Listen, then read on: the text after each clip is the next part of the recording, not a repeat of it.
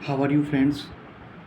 तो मैं लेके आया हूँ आपके लिए palindromic DNA sequence, molecular basis of inheritance chapter का एक टॉपिक है। बहुत ही शानदार, बहुत ही आसान पैलिंड्रोमिक डीएनए सीक्वेंस। आपने सुना होगा पैलिंड्रोमिक डीएनए सीक्वेंस के बारे में, बट ये समझ में नहीं आता है, तो मैं आपको पैलिंड्रोमिक डीएनए सीक्वेंस के बारे में बताना चाहता हूँ। ये इस तरीके का होता है, मान लो ये क्या है, जो बेसिस होती हैं उनकी सीक्वेंस होती हैं। क्या होती हैं? बेसिस की सीक्वेंस होती हैं। तो इस तरह की सीक्वेंस होती हैं बेसिकली, जैसे कि आपने मैडम शब्द होता है, मैडम, इसको पढ़ा होगा, मैडम, क्या मैडम। तो मैडम को इस साइड से पढ़ेंगे तो भी वही सीक्वेंस आएगी, इस साइड से पढ़ेंगे जब भी वही सीक्वेंस। मैडम इस साइड से पढ़ेंगे जो भी मैडम, मतलब दोनों तरह से किसी कौन सी सीक्वेंस आएगी, सेम सीक्वेंस आएगी दोनों साइड से। और इसी तरह एक और नाम बता देता हूँ, जैसे नितिन की जो सीक्वेंस है वो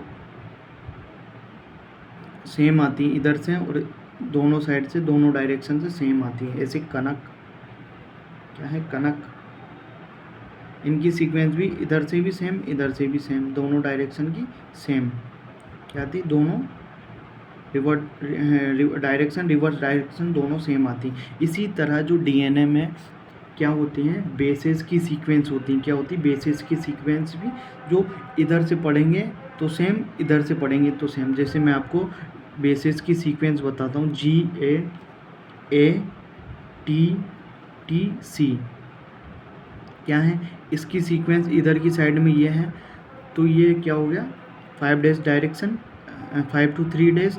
और इस डायरेक्शन में जैसे G के नीचे क्या आएगा, C के नीचे G, T के नीचे A, T के नीचे A, और A के नीचे T, A के नीचे T, C।